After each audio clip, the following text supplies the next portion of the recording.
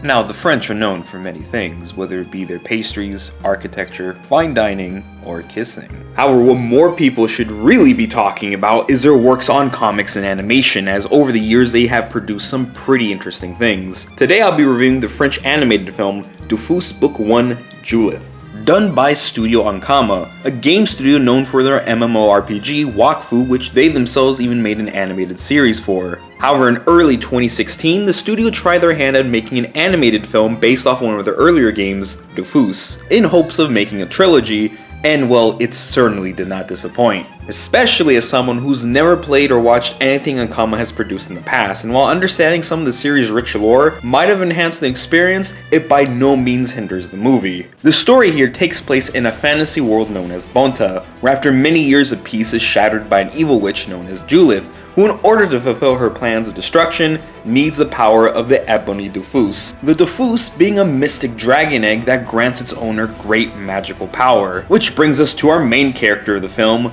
Joris, who's nicknamed Jojo.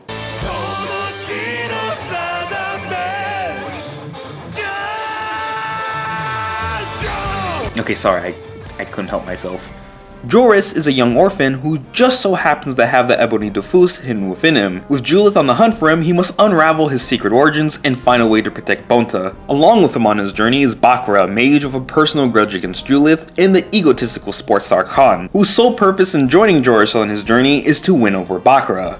While the plot basically boils down to your standard save-the-world fantasy adventure, the film more than makes up for it with its themes on family, genuinely surprising plot twists, amazing animation which I'll get to soon, and a likable cast of characters. Joris, despite being the youngest of the main trio, is probably the most mature in terms of the events going on around him, making him a very interesting lead. Bakura, if anything, sort of reminds me of Pearl from Steven Universe, with the whole sort of wise and noble attitude and almost motherly role she develops with Joris, as well as the occasional mental breakdown.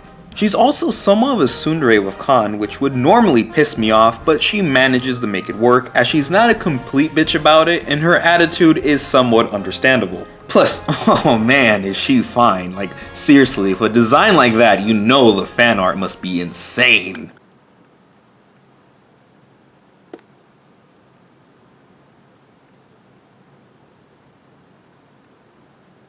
Oh, it's actually not as bad as I thought it'd be.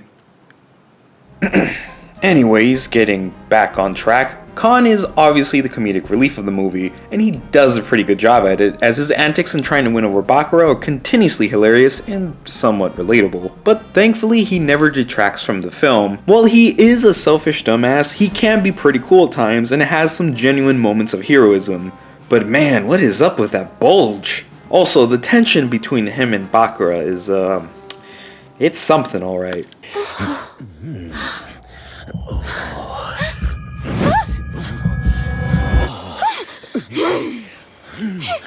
Tout dur.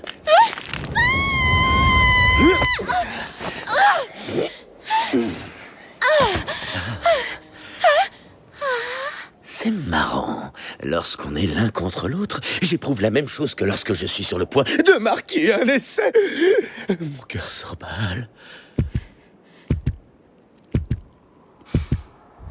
Vous avez manqué votre vocation. Vous auriez fait un joli ménestrel. On vous a déjà dit que vous aviez une très jolie voix.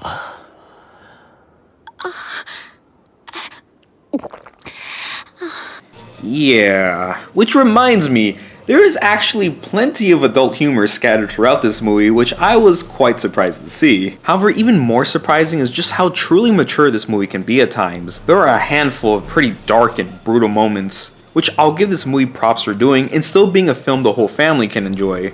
But now it's time to talk about the elephant in the room, the art and animation. Yes, Dofus and almost everything Ankama Studio has done is pretty much French anime. I mean, Wakfu even has its own manga series, and its animated adaptation has a track that is sung by fucking Ichiro Mizuki. Ichiro motherfucking Mizuki. That's pretty anime right there. But disregarding the anime aesthetics, this is a beautiful movie to look at. The world of Dofus is so vibrant and alive, the characters have awesome designs, especially Bakura. And there are plenty of very well choreographed fight scenes that are animated beautifully.